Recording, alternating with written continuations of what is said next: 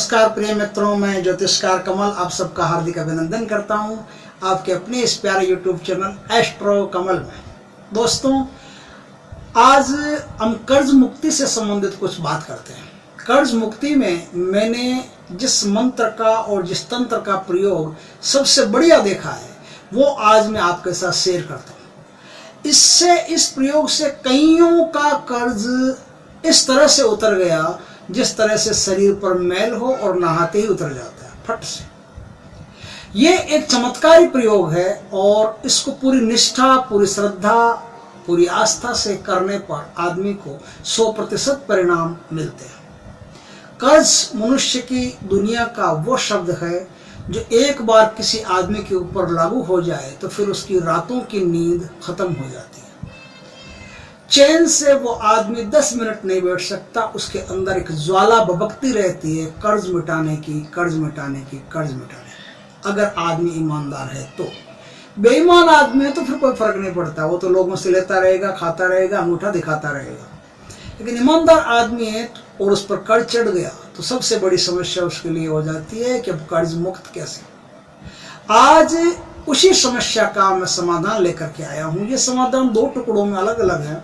उत्तर भारत वालों के लिए या अन्य जो उत्तर भारत, मध्य भारत, दक्षिण भारत है उनके लिए अलग है, और जो पूर्व भारत के लोग हैं, पूर्वी भारत के, आसाम, बंगाल उस तरफ के, उनके लिए अलग है। क्योंकि हम बंगाल में रहते थे तब इसका उपयोग हमने देखा था। ये एक बहुत ही शक्तिशाली प्रयोग है जो कभी भी निष्फल नहीं जाता और 100% कितना भी कर्जा हो, आपके सर पे चढ़ गया हो, आप किसी तरह से कर्ज के जाल में फंस गए हो तो आप आराम से मुक्त हो सकते हैं।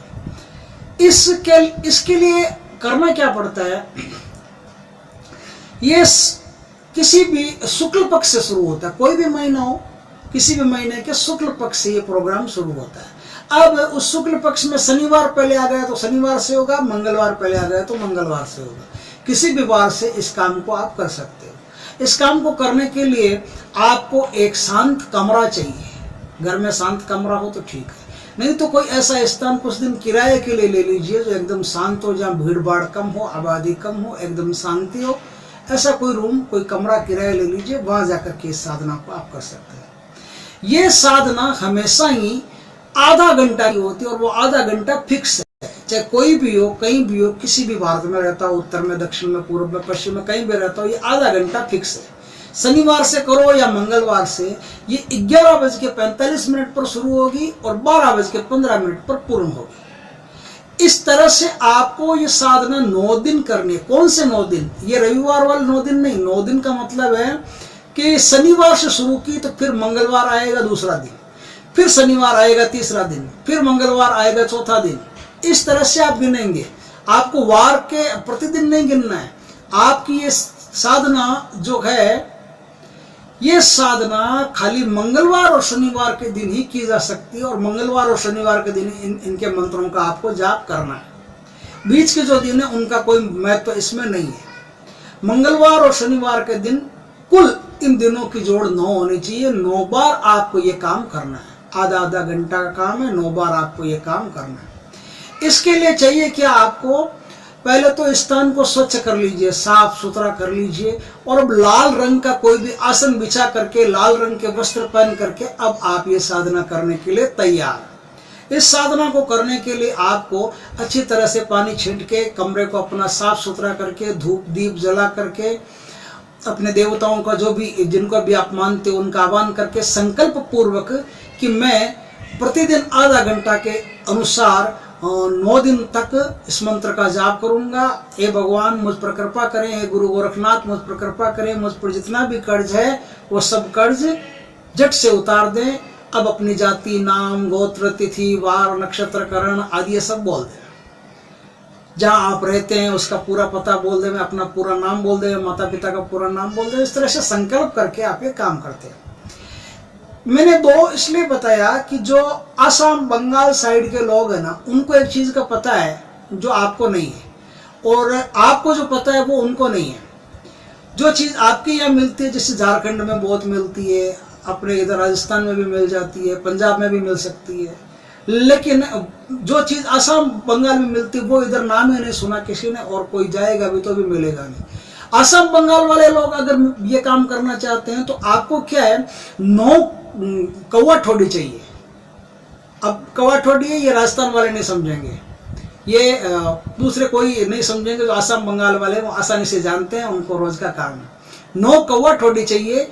कौवा ठोडी क्या है, ये आपका जाप पूरा हो जाए, 9वां दिन पूरा हो जाए तो 10वें दिन के बाद, मतलब 9वें दिन के बाद जो पहला मंगलवार आए या शनिवार आए, कोई भी आए, मंगलवार हो या शनिवार कोई भी हो, उस दिन क्या करना है, ये 9 कौवा ठोडी लेकर के आपको 9 कौवा ठोडी, इसमें 1.25 किलो मसूर की दाल और 9 रुपये, एक एक करके 9 रुपये के सिक्के, ये आप दक्षिणा सहित किसी डाकोत को, जो भार्गव आता है ना डाकोत शनिवार को तेल लेने के लिए, उसको ये सब सामग्री आप देवें, दिन में देवें, दोपहर में किसी भी समय आप ये काम कर सकते हैं, शनिवार या मंगलवार कोई भी हो, दोपहर को ये काम कर सकते हैं।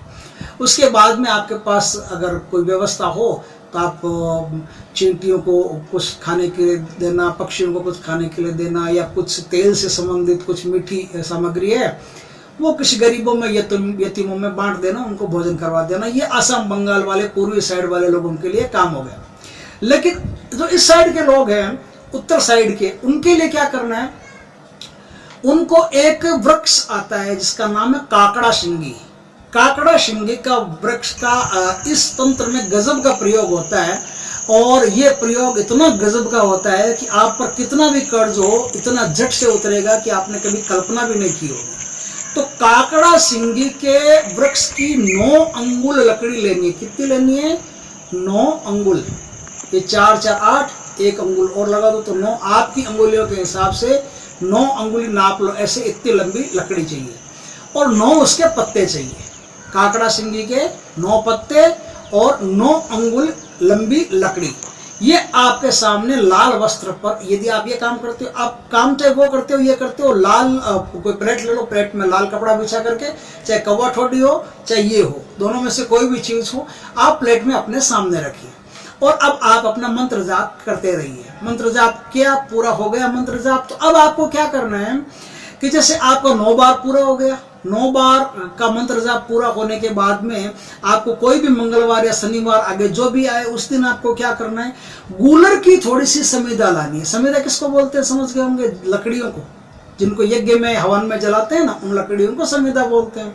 तो आप गूलर की कोई भी समीदा लाइए। गूलर की समीदा नहीं मिले तो जो खेर है, शमी का वृक्ष है, शमी का वृक्ष, खेर का वृक्ष, खेजड़ी भी बोलते हैं राजस्थान में, तो उस खेजड़ी की लकड़ी लाइए, खेजड़ी की या कोई भी लकड़ी ला करके। अब ये जो 9 अंगुल लकड़ी आपके पास है ना, इस 9 अंगुल लकड़ी को घी से चौपड़ दीजिए। गाय का घी हो सबसे बढ़िया, नहीं तो भैंस का भी चलेगा। 9 अंगुल लकड़ी को घी से अच्छी तरह से चौपड़ दीजिए। अब वो लकड़ियां जलाइए, और वो लकड़ियां जलाने के बाद, प्रज्वलित करने के बाद, आग प्रज्वलित करने के बाद, इस लकड़ी को भी उनके ऊपर रख करके जला लीजिए अच्छी तरह। अब आपके पास क्या होगा, वो राख बनेगी। वो राख ठंडी हो जाने के बाद में आपको क्या करना है, वो राख को उठाना है, और उस राख को एक लाल कपड़े में आपको बांधना है। लाल कपड़े में अच्छी तरह से बांध करके उसकी पोटली बना लो। उस पोटली को आपको क्या करना है, नदी पास में हो तो नदी में डालिए, नदी पास में नहीं हो, कुआं तो हर गांव में मिलता है, किसी कुएं में ले जा करके डाल दीजिए। उसी दिन राख बनानी है, उसी दिन राख डालनी है, विसर्जित करनी है कुएं में या नदी में या जोहड़ में या नहर में या तालाब में, कहीं भी जो शुद्ध स्वच्छ स्थान हो वहां। तो पानी में ये ले जा करके आप विसर्जित कर दीजिए। ये विसर्जित करने के बाद में आपका काम इतना फर्स्ट क्लास होगा, इतना ढंग से आपका कर्जा उतरेगा कि आपने कभी सोचा भी नहीं होगा। और ये यकीनन सत्य है कि जिन्होंने सोचा भी नहीं है, इस तरह से उनका कर्जा उतर जाता है। समझे ना बात को? अब आपको जिस चीज की जरूरत पड़ेगी वो चीज है मंत्र। तो वो मैं मंत्र आपको लिखवा देता हूं, वो मंत्र आप नोट कर लीजिए। मंत्र है, अजर की दुनिया बजर का बाजार, अजर की दुनिया बजर का बाजार, इस्माइल जोगी कर्जा उतार, आंसू मेतरानी की गार, आंसू मेतरानी की गार, लोना चमारन की फटकार, आंसू मेतरानी की गार, लोना चमारी की फटकार, जन जन ज्वाला उतारे उधार, न उतारे तो लोना चमारी की आन, इस्माइल जोगी की आन, गुरु गोरखनाथ की दुहाई, शब्द साचा पिंड काचा, फुरो मंत्र ईश्वर का बाचा। फिर से सुन लीजिए, अजर की दुनिया बजर का बाजार, इस्माइल जोगी कर्जा उतार, आंसू मेतरानी का गार, लोना चमारी की फटकार, जन जन ज्वाला उतारे उधार, न उतारे तो लोना चमारी की आन, इस्माइल जोगी की आन, गुरु गोरखनाथ की दुहाई, शब्द साचा पिंड काचा, फुरो मंत्र ईश्वरो बाचा। इसमें जब भी आप मंत्र, जब जैसे मंत्र आपका एंड होगा ना, तो वैसे आपका नाम आएगा। जैसे आपका नाम है जगदीश प्रसाद, तो मंत्र आपका पूरा हुआ, अजर की दुनिया बजर का बाजार, इस्माइल जोगी कर्जा उतार, आंसू मैत्रानी का गार, लोना चमारी की फटकार, जन जन ज्वाला उतारे, उदार न उतारे तो लोना चमारी की आन, इस्माइल जोगी की आन, गुरु गोरखनाथ की दुआई, शब्द साचा पिंड काचा, फुरो मंत्र ईश्वरो बाचा, जगदीश प्रसाद। अब ऐसा आपको बोलना है, अपना नाम साथ में बोलना है। इस तरह से ये आपका मंत्र पूरा होगा। ये काम करने के बाद में आपके सर पर कितना ही भारी कर्जा हो, बैंक का लोन हो या डेप्टर्स का दूसरे लोगों का हो, कहीं से भी हो, कोई भी हो, भगवान की कृपा से फट से आपका कर्जा उतर जाएगा और आप एक सुकून भरी जिंदगी जिएंगे। उसके बाद में आप ध्यान से रहना। उसके बाद में एक चीज और बता देता हूँ, साथ ही कौन छोटा छोटा वीडियो बनाता रहेगा, बता नहीं है अपना कौन वीडियो को चलता तो है नहीं, कोई ये तो है नहीं कोई लाखों लोग देखते हैं इसको, कोई 8, 10, 15, 20, 50, 100, 200 लोग देखेंगे तो उन्हीं को फायदा होगा।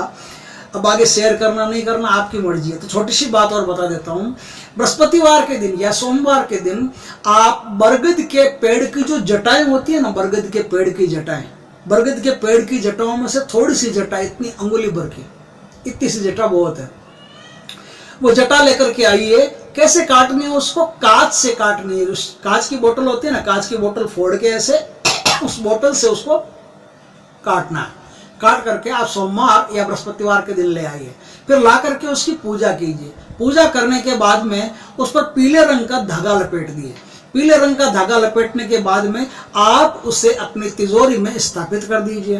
तिजोरी में स्थापित करके भगवान शिव का नाम ले लीजिए। भगवान शिव को आप याद करते रहिए, भगवान शिव की आप पूजा करते रहिए। तो जो कर्जा आपने उतारा है वो रिपीट नहीं होगा, वो बदलेगा नहीं, और अब आपके पास समृद्धि बढ़ना शुरू हो जाएगी। क्योंकि एक बार आपका स्थान खाली हो गया ना, तो खाली स्थान में कर्जा नहीं भरेगा, अब समृद्धि बढ़ना शुरू हो जाएगी। बटुकेश्वर भगवान की कृपा से, भगवान शिव की कृपा से आपकी जिंदगी निहाल हो जाएगी।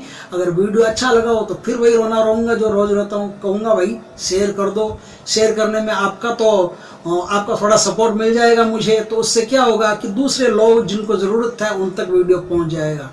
और मुझे तो आज तक यूट्यूब से कोई चवन्नी मिली नहीं है, कोई चिंता की बात नहीं, मैं तो आपकी सेवा कर रहा हूँ। आपकी इच्छा हो तो शेयर करना, नहीं इच्छा हो तो मत करना। लाइक भी, कमेंट भी, सब्सक्राइब भी, जो कुछ करना हो अपनी इच्छा से करना, नहीं तो मत करना। मेरे को यूट्यूब से कोई ज़्यादा लेना देना नहीं है। मैं तो आपकी सेवा के लिए काम करता हूँ, क्योंकि बरसों तक लोगों में घुमा हूँ, फिरा हूँ, रहा हूँ, उनके साथ उठा हूँ, बैठा हूँ, बहुत सारी चीज़ें सीखी हो। तो सोचता हूँ कि थोड़ा जनता के काम आ जाए, थोड़ा आवाम के काम आ जाए। बढ़िया बढ़िया चीज़ें जो सीख रखी है, मरने के बाद क्या होगा, मैं कौन सा साथ लेके जाऊँगा, दूसरा जन्म होगा तो फिर ABCD से शुरू करना पड़ेगा। तो ये सब आपके लिए है। आप भी दूसरों के लिए थोड़ा जीना सीखिए, उनके लिए जीने की कोशिश कीजिए। परमात्मा आपके लिए अच्छा फील्ड तैयार करेगा, अपनी कृपा बरसाएगा। जय श्री कृष्ण मित्रों, जय भोलेनाथ।